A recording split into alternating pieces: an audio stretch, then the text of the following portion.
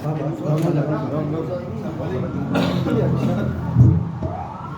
oke. Oke, saya ulang. Assalamualaikum warahmatullahi wabarakatuh. Salam sejahtera bagi kita semua. Om Swastiastu, Namo Buddhaya, salam kebajikan. Rekan-rekan semua, dari rekan-rekan pers, terima kasih sudah berkenan hadir hari ini. Jadi kali ini kita akan coba melakukan konferensi pers dari Pemuda Batak Bersatu Kota Bogor terkait kejadian penggusuran yang kemarin.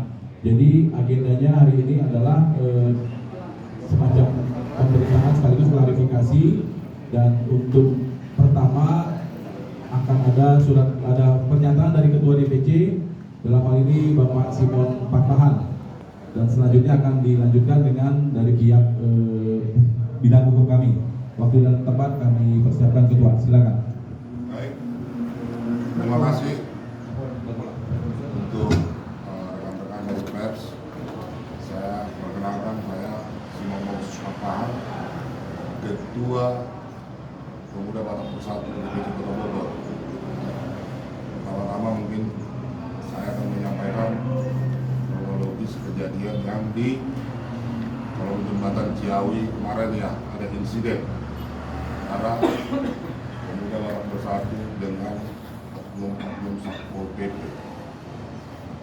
Saya menceritakan apa adanya dengan bukti video, mungkin nanti rekan-rekan juga sudah dapat lihat dari media-media online ya.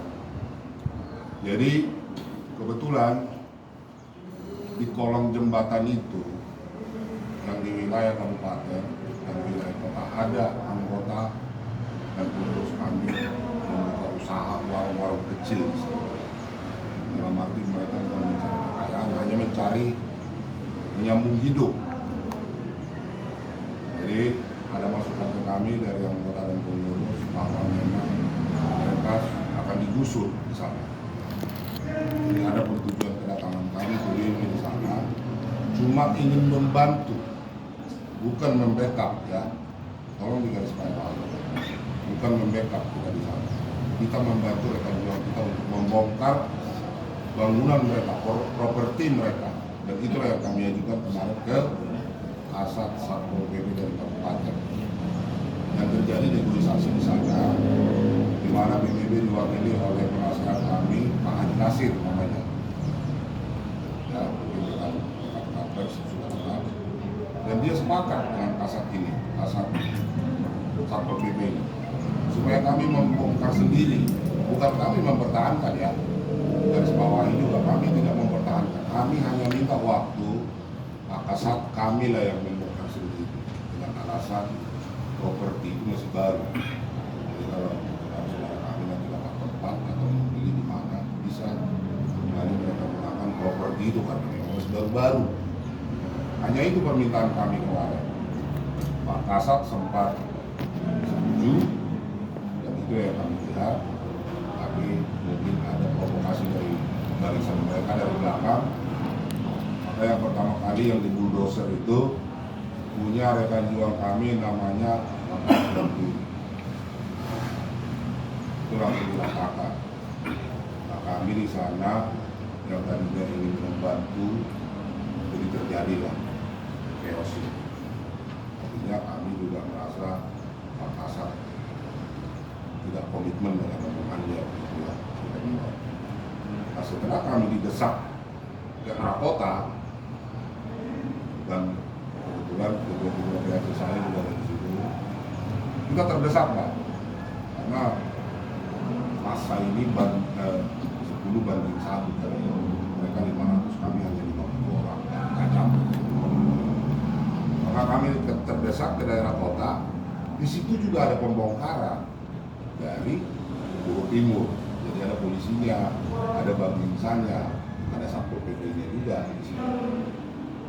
Dan kemudian kita minta bantuan sekedar karena memang kalau di Bogor Timur saya agak kenal 1-2 orang, kalau kita rumah ini seperti itu. Akhirnya itu dihadang Satpol PP yang dari kabupaten yang sudah beringas itu dihadang, tapi tetap mereka tidak menggubris. Maka PBB yang saya lihat pada waktu itu ya lari ke kampung-kampung gitu ya. Jadi di wilayah kota ini, kita Bogor Timur ini Akhirnya Kapolsek Ciawi datang menemui saya. Bang, ketuanya siapa? Saya bilang ketua DPC. Ketua PJKC ini ada. Tapi mereka lain sama kalau dipanggil. Kasat Intelkam dari Polres memerintahkan supaya kalian sana. Kita sebagai masyarakat yang tahu, ya kami mesti biasa. Kami dikawal salah satu anggota Intelkam dari Polres yang berpakaian keren. Biasa diserahkan. Akhirnya kita berangkat dengan mobil karena kami dibawa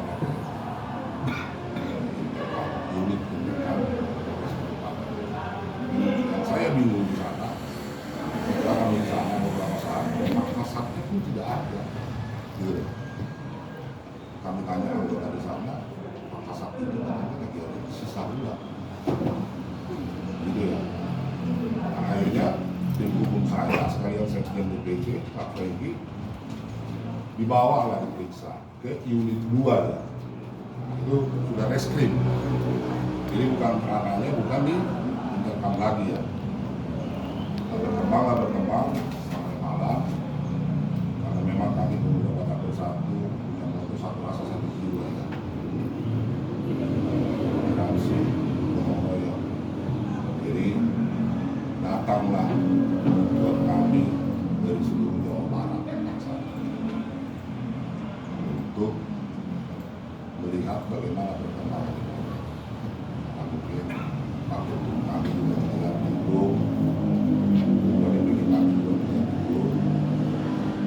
begitu spontan saja solidaritasnya, dan itu rasa jawaban saya tadi malam oleh kamu. Bang, ini orang-orang PBB banyak dengan intoleransi banget, dan saya bilang jadi dinamika terjadi. Oh gitu ya. Jadi yang mau kami ambil di sini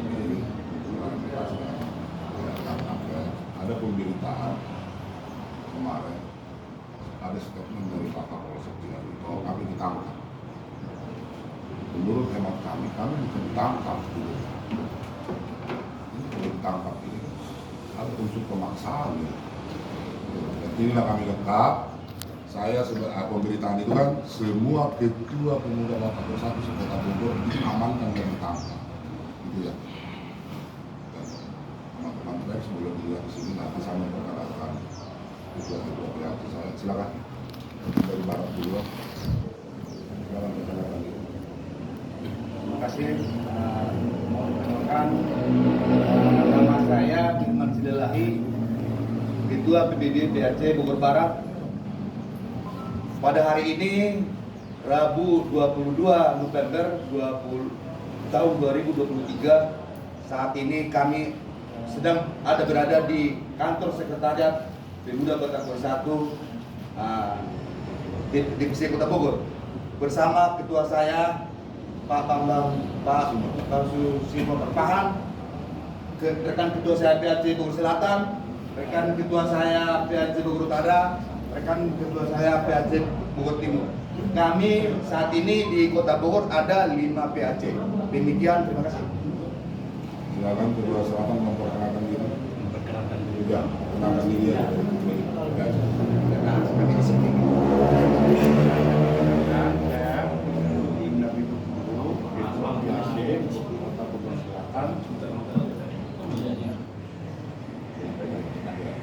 Dari utara, nama lengkap. Selamat siang, rekan-rekan pers. Saya Revan Kemanjukan, Ketua PAC Bogor Utara, yang dalam pemberitaan katanya ada ditangkap, yang sampai saat ini kami masih berada di kantor kami DPC Kota Bogor. Terima kasih. Bogor Timur. Baik, terima kasih. Perkenalkan, nama saya Gerialis Manurung, Ketua Pemuda Batak Bersatu PAC Bogor Timur.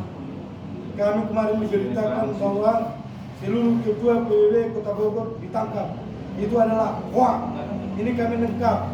Ketua PBB DPC Kota Bogor masih berada di DPC Kota Bogor. Ketua Bogor Barat, Ketua Bogor Selatan, Ketua Bogor Utara. Kami masih lengkap di sini. Seluruh ketua-ketua yang ada di Kota Bogor. Sekian dan terima kasih. Baik, jadi untuk menambahkan untuk rekan pers, saya hormati berlanjut untuk proses hukumnya. Karena tadi malam pihak dari Satpol PP juga sudah membuat laporan. Jadi kami juga sudah membuat laporan juga. Kami lebih banyak korban, ada korban fisik, ada juga korban materi, apa namanya, benda. Banyak terlalu di sini, ini juga rusak. Jadi untuk proses hukum ini sudah kami serahkan ke pengacara kami, dengan teknisi yang mungkin Pak Roy, yang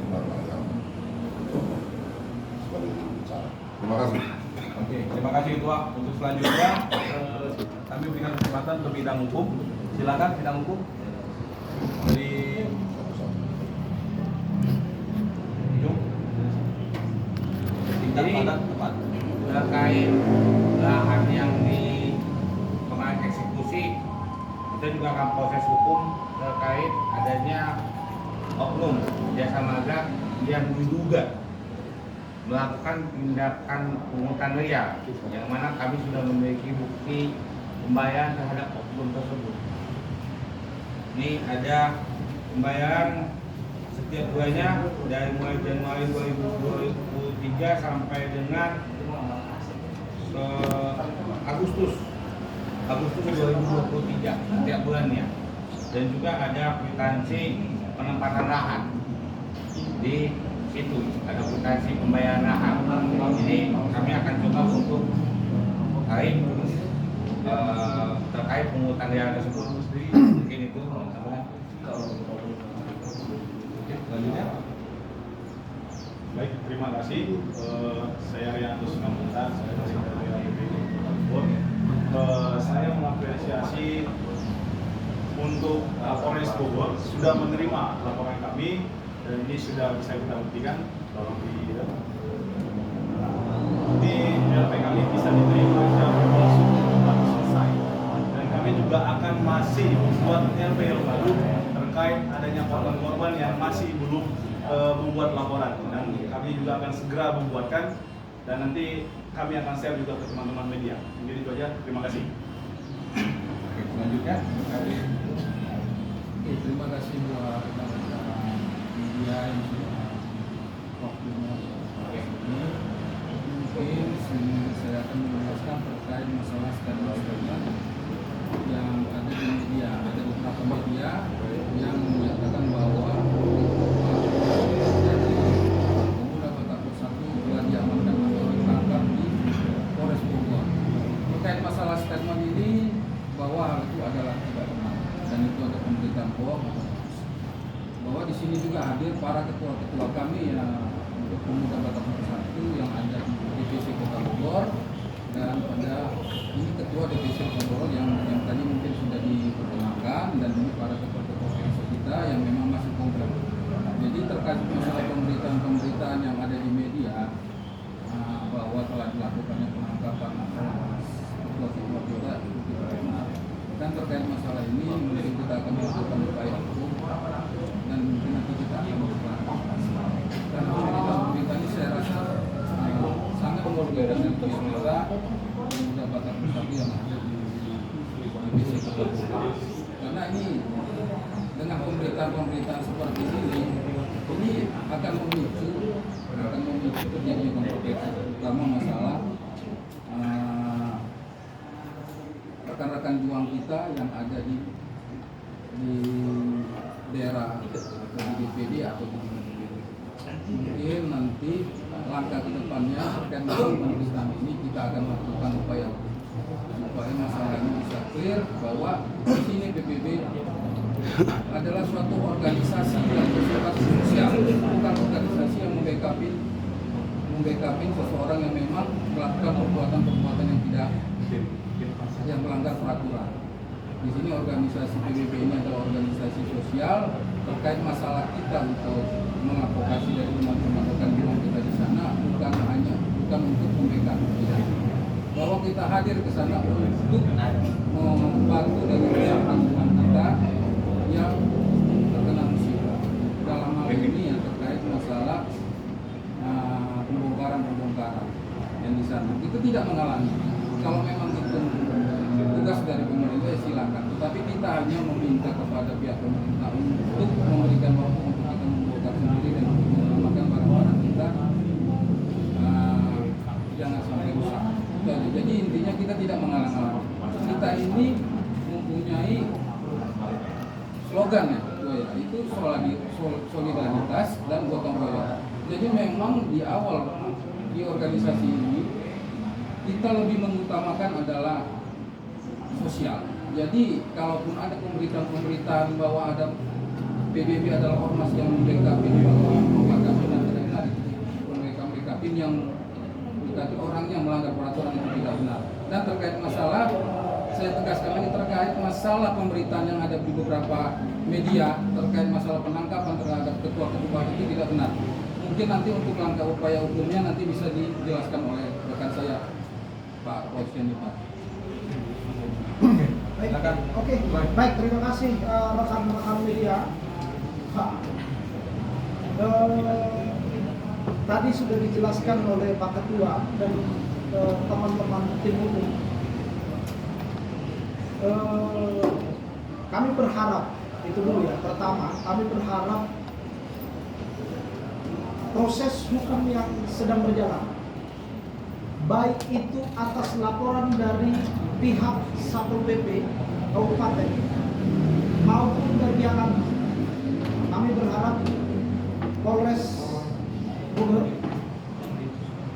bisa memproses ini sesuai dengan aturan perundang-undangan. Kita percaya bahwa kepolisian Resort Bogor bisa menjalankan presisi, ya, transparan dalam penegakan hukumnya, dan juga bisa menjalankan hukum itu sesuai dengan due process of law. Itu yang kita inginkan. Itu harapan kami. Kami juga siap bekerja sama dari tim hukum PBB Kota Bogor kepada teman-teman penyidik untuk bagaimana membuat terang perkara itu. Kami meminta teman-teman penyidik juga harus transparan juga. Laporan kami sudah diterima, laporan pihak mungkin Satpol PP sudah diterima, silakan lakukan proses hukum. Nanti kita mari uji dalam proses hukumnya siapa yang benar, siapa yang salah. Tentu itu yang bisa kami sampaikan. Terkait masalah soal adanya langkah-langkah hukum tadi sudah dijelaskan oleh rekan kami. Ada beberapa hal yang tentu kami akan ambil langkah hukum.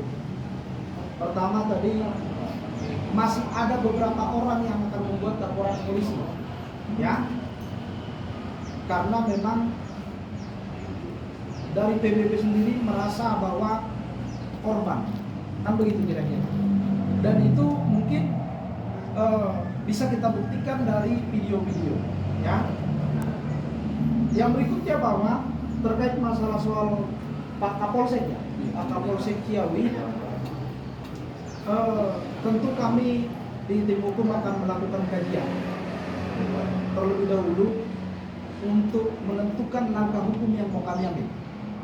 Apakah itu nanti pidana ataupun kode etik ataupun nanti itu perdata.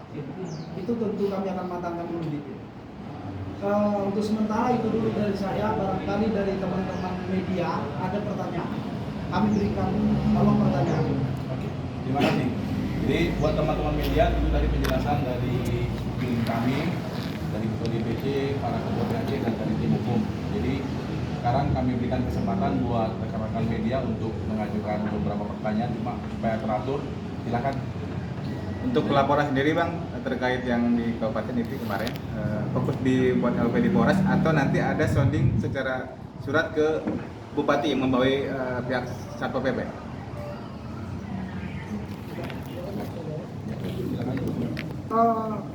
Begini, ini kan terkait masalah dugaan tindak pidana, maka ranahnya adalah di kepolisian, kan begitu kira-kira. Makanya kita pikir kita buat laporan di polisi, nanti kita lihat prosesnya seperti apa. Dan kita sebenarnya tidak ingin menarik-narik persoalan ini menjadi persoalan pemerintah, tapi ini sungguh perbuatan oknum-oknum, kan begitu kira-kira. Maka kita dorong penegakan hukum ini adalah penegakan yang transparan tadi, due process of law. Kita percaya itu. Kita percaya itu bahwa kepolisian bisa berimbang dalam soal penegakan hukumnya nanti. Itu barangkali jawaban kami. Untuk korban sendiri ada berapa yang sudah dilaporkan? Untuk sementara yang membuat laporan, karena situasi tadi malam sudah tidak kondusif, yang membuat laporan baru 1 orang, tetapi yang akan membuat laporan berikutnya sekitaran ada 5 atau 6.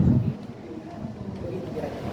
Ada lagi pertanyaan? Untuk korban dari PBB itu ada 4 orang dan itu pasti solidaritas yang tadi malam kita berangkat itu hampir dari sekitar 600 saudara ya. Itu apakah spontan solidaritas atau gimana ya? Iya. Dari kita pengimbang kemudian dan dari mana-mana aja. Oke. Kalau terkait masalah tadi soal spontanitas dulu ya.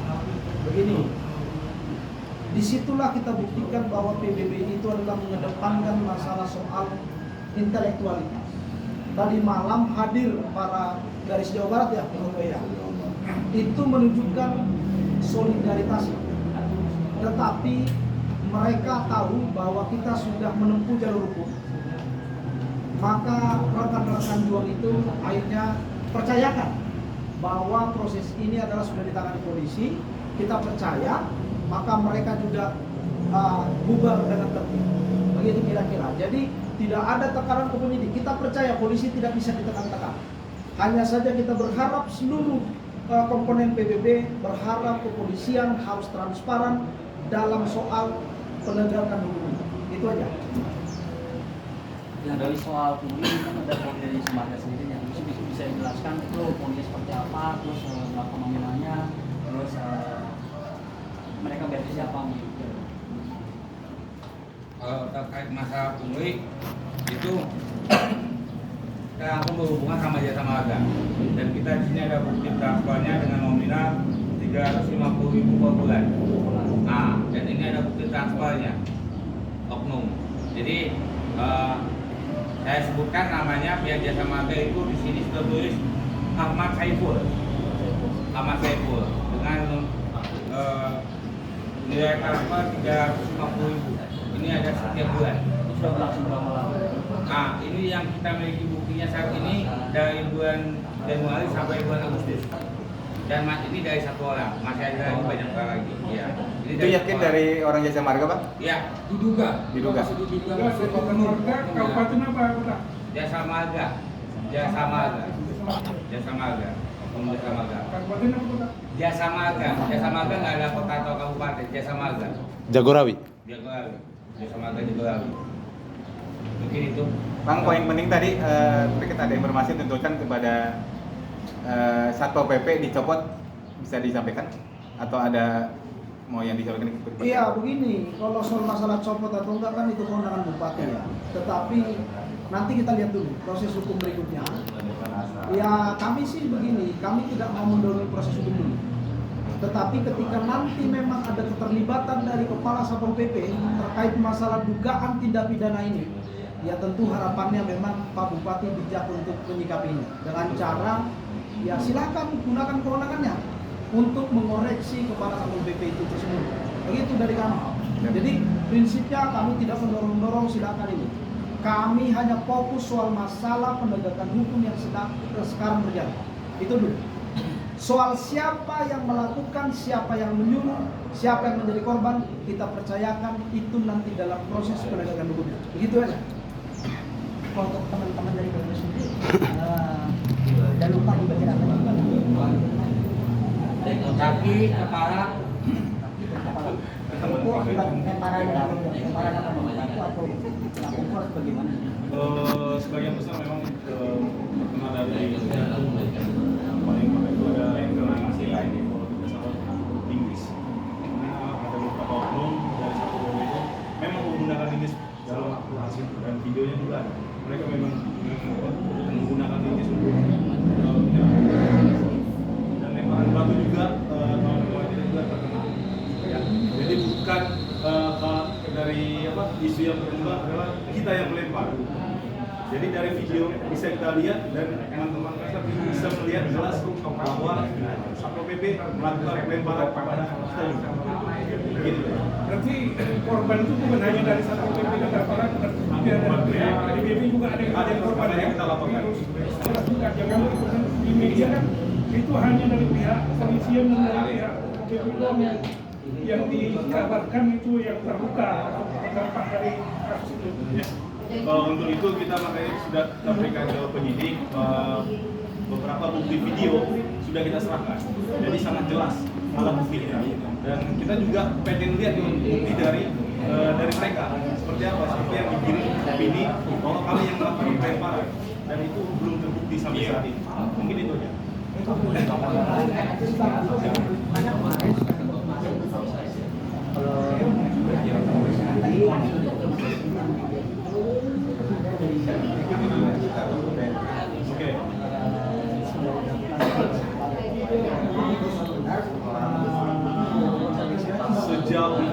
Sejauh ini itu tidak ada. Itu tolong ditanyakan kembali kepada Kapolres apakah itu benar atau tidak. Tidak ada sama sekali. Dan tadi juga sudah dijelaskan sama Pak Ketua DPC bahwa kami ngopi di kantin, jadi tidak ada pemeriksaan atau penangkapan di sini. Jadi clear dari kita itu hoax semua. Tidak ada. Jadi nanti teman-teman media tolong pertanyakan kembali kepada Kapolres apakah itu benar atau tidak. Jadi teman-teman bisa menilai sendiri mana yang benar dan mana yang tidak benar. Mungkin itu ya. Ada lagi dari teman-teman? Ya. Jadi kemarin kesempatan cukup? Oke, saya rasa cukup ya. Terima kasih rekan-rekan media.